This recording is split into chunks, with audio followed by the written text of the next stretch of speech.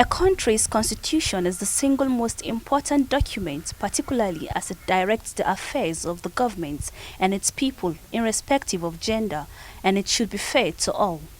In response to the upcoming zonal public hearing on the proposed alteration of the provision of the 1999 Constitution of the Federal Republic of Nigeria, holding in the centers each of the 6 geopolitical zones of the country from 26 to 27 May 2021, the Federal Ministry of Women Affairs on this day, 24th May 2021, held a joint media briefing with regards to this subject. Coming from the Federal Minister for Women Affairs, Dame Pauline Tallen, and other representatives from the United Nations for Women and Women Political Participation Technical Working Group and other civil society organizations, it is no longer news that not much has been achieved to improve women's participation and gender equality in leadership and in decision-making position, despite several efforts by several bodies to see to this. Stating further that since the return of Nigeria to democracy in 1999 has not improved the level of inclusion of women at all levels, as the proportion of women in both elective and appointive positions has remained low. The Honorable Minister for Women Affairs, Dame Pauline, thereby stated that to ensure equitable women representation in government, it is important the Constitution is reviewed. The stand of Nigerian women as these constitutional review committees will kick off this week. Nigerian women need to be heard loud and clear. Our position has been fully articulated. We are speaking with one voice. A lot of work has been done. All the different women groups, civil society organizations, we have collated our position paper and we are presenting one powerful position paper on Nigerian women with one voice. The Constitution is a state's foundational legal instrument establishing rights, institutions, and processes that guide how the state functions and power the resources as shared. Currently, the Nigerian Constitution does not adequately make a strong stance on the rights of all Nigerians, especially marginalized groups, including women and girls and people living with disability.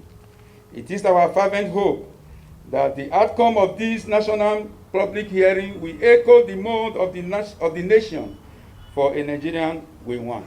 The minister further called on all First Ladies in the states and the Honorable Commissioner for Women Affairs to work with CSOs and to mobilize all women groups to participate at the public hearing in the 12 centers, including making presentations, lobbying and advocating for inclusion of women's position. We believe these temporary but necessary measures will enhance inclusive governance that we earnestly yearn for. We therefore note with emphasis on the need for a critical amendment to several sections of the Constitution to enhance women's political participation. We call on the 9th Assembly, headed by the gender-friendly he-for-she Senate President Dr. Ahmed Lawal and the Right Honorable Speaker Femi Bajambiamila, to act more in support of this cause. I want to use this opportunity to appeal to all our First Ladies in the states and the Honorable Commissioners of Women Affairs to work with civil society organizations and to mobilize all women groups to participate at the public hearing in the 12 centers, including making presentation, lobbying, and advocating for the inclusion of women's position.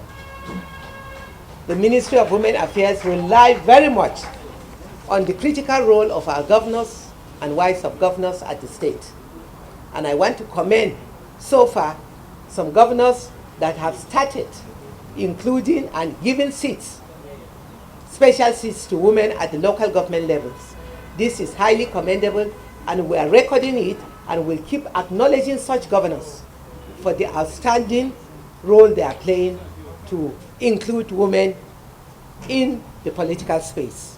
The wives of our governors at the state level have a very critical role to play as mothers of the state. I appeal to them and I look up to see them being the godmothers of Nigerian women at the state level. Zainab Ahmed, Voice TV, Nigeria.